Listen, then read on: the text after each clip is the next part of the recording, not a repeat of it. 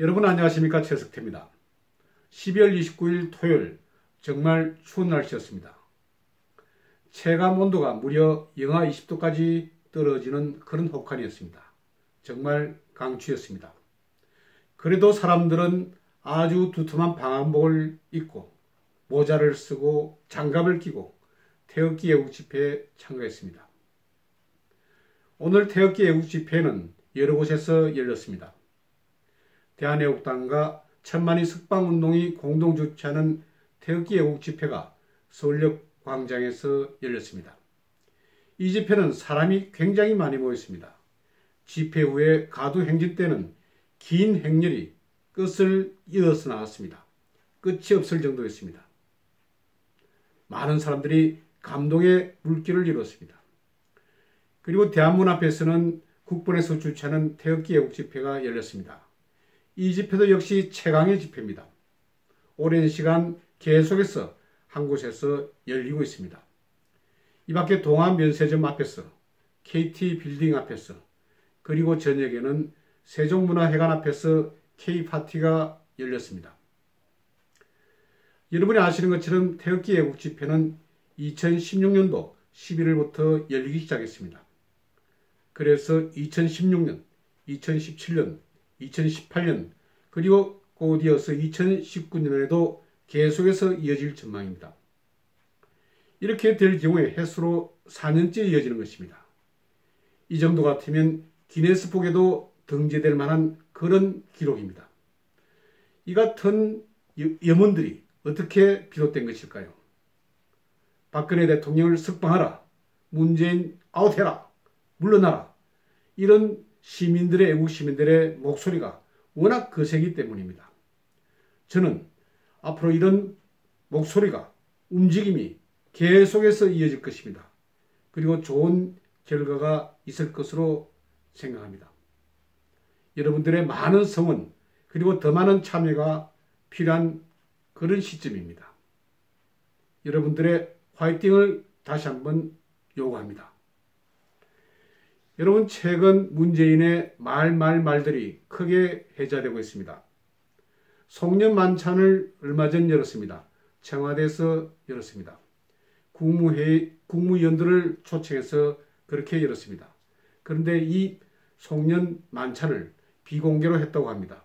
무슨 소리가 오갔는지는 저도 잘 모릅니다. 그런데 언론 보도에 따르면 문재인이 이렇게 이야기했습니다. 지금 노동시간과 강도 면에서 역대 어느 정부보다 더 못지않게 일을 많이 했다는 것입니다. 여러분, 노동시간 그리고 강도가 세면 뭐합니까? 방향이 나쁘지 않습니까? 방향이 지금 엉망인데. 그런데 무슨 효과가 날 것입니까? 무슨 성과가 날 것입니까?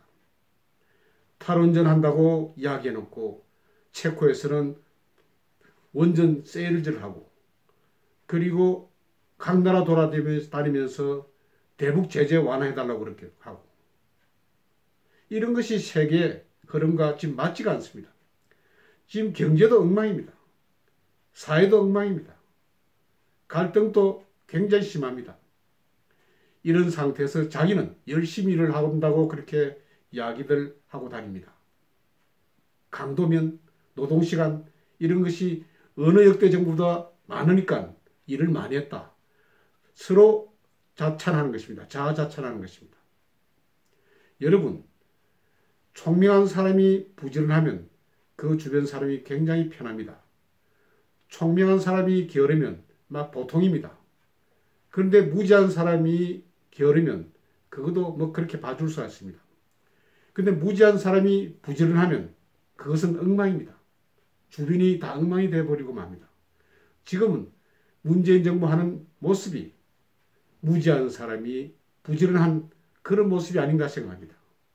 괜히 대북 문제도 아주 그냥 엉터리로 지금 이끌어 나가는데 지금 무엇이 지금 잘 되고 있습니까?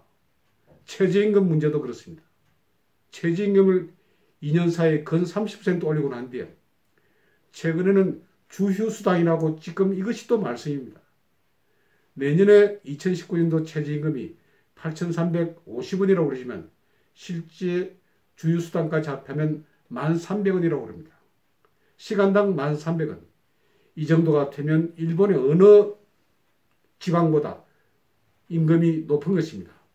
미국의 어느 주보다 그렇게 떨어지지 않는 그런 임금입니다. 우리 경제 규모상 이 정도의 감당을 할 수가 없습니다. 이 정도의 최저임금에 대해서 감당을 할 수가 없습니다. 지금 모든 자영업자, 중소기업, 소기업에서 난립니다. 제가 제 블로그에 얼마 전에 글을 썼습니다만은 부산의 한 재래시장을 찾아가 봤습니다. 곳곳에 빈 점포가 생겼습니다. 임대라는 그런 딱지가 온데 붙였습니다. 왜 그럴까요? 지금 각 점포에는 종업원이 없습니다. 종업원을 둘 수가 없다고 그럽니다.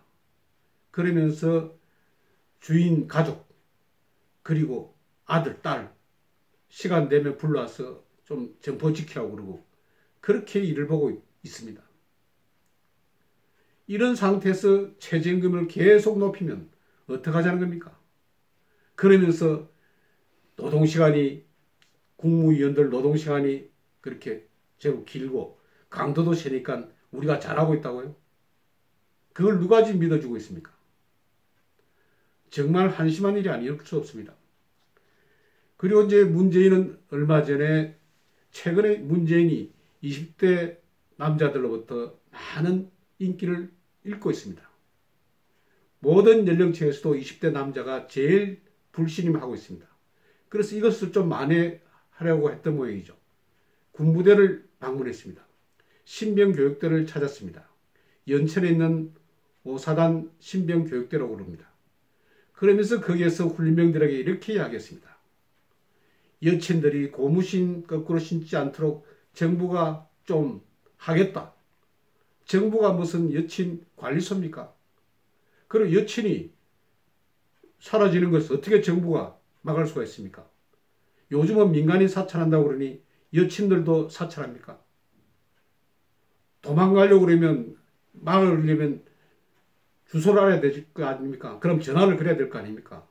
그럼 이 민간인 사찰한다더니 요즘 그 훈련병 여자친구들도 사찰하는 겁니까?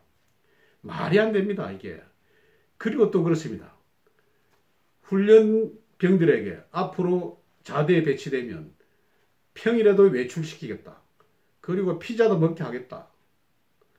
어디 지금 군대가 무슨 캠프 연병장입니까? 어디 보이스카우트, 걸스카우트 하는 그런 장소입니까? 군대는 적과 마주치는 그런 곳입니다.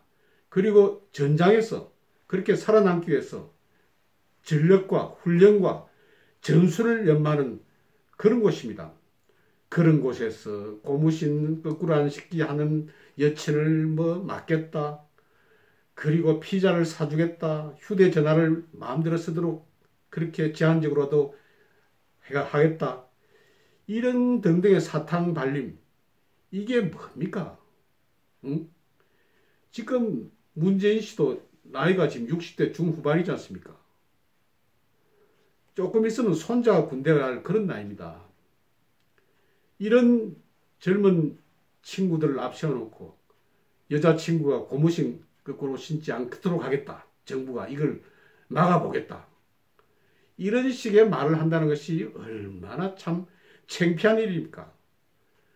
북한은 군인들의 의무 복무기간이 10년 이상입니다.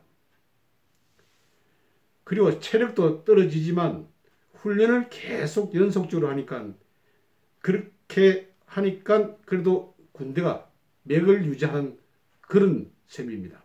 우리는 뭡니까 지금? 애들 데려다 놓고 휴대전화 쓰게 한다. 그리고 뭐 피자 먹게 한다. 치킨 먹게 한다. 치킨 먹으면 또 맥주 먹어야 되는 거 아닙니까? 군 사기는 이런 것으로 해서 이루어지는 것이 아닙니다. 강군에는 역시 강한 지휘관 그리고 강한 그런 부사관, 사관, 사병들이 있는 것입니다. 이런 식으로 한 번씩 찾아가 가지고 피자 사고 치킨 사고 돼서 사기가 이렇게 일어날 경우 같으면 어느 지휘관이 그렇게 하지 않겠습니까? 그리고 또 이렇게 이야기하더군요. 호텔 같은 그런 음식을 제공하라. 군대가 무슨 호텔입니까? 정말 속보이는 그런 말입니다. 최근 떨어지는 20대 남성들의 인기를 많이 하기 위해서 그렇게 하는지는 모르겠지만 이런 것은 볼 때 정말 어처구니 없는 그런 행동이라고 이야기할 수 있습니다. 그리고 또 이런 말을 했습니다. 12월 25일 성탄절이었죠. 성탄 메시지를 전 국민에게 남겼습니다. 박노해 씨의 시를 올려놓고 그리고 이렇게 이야기했습니다. 나의 행복이 여러분의 행복이 되기를 바랍니다. 이게 얼마나 오매불손한 행동입니까?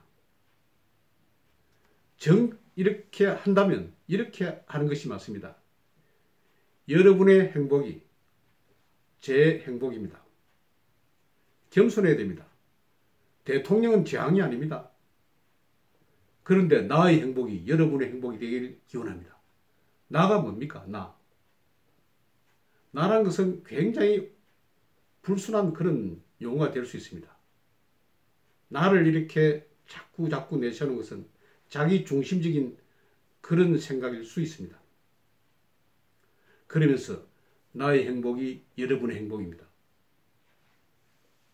이게 정말 저 생각할 때는 굉장히 국민을 무시하는 마치 제왕적인 이런 느낌이 듭니다. 그리고 또 그렇지 않습니까? 박노해 시인, 훌륭한 시인입니다.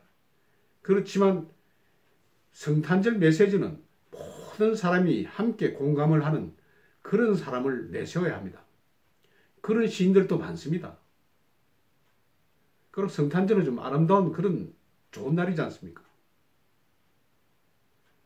저는 이 문재인의 사고에 정상적이 아니라고 생각합니다.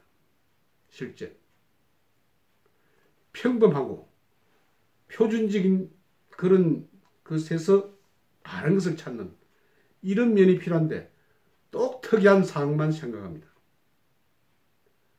고무신 거꾸로 신지 않도록 하겠다. 우리가 노동 강도가 세다. 그러니까 역대 정부에 못지않다. 그리고 나의 행복, 여러분의 행복이다. 이런 투의 어느 용어, 그런 쓰는 것은 제가 볼 때는 굉장히 좀 이상합니다. 저는 문재인 정부가 그리고 또 문재인 선수가 했던 말을 기억합니다. 미국에 가서는 방명록에 대한미국이라고 또 썼습니다.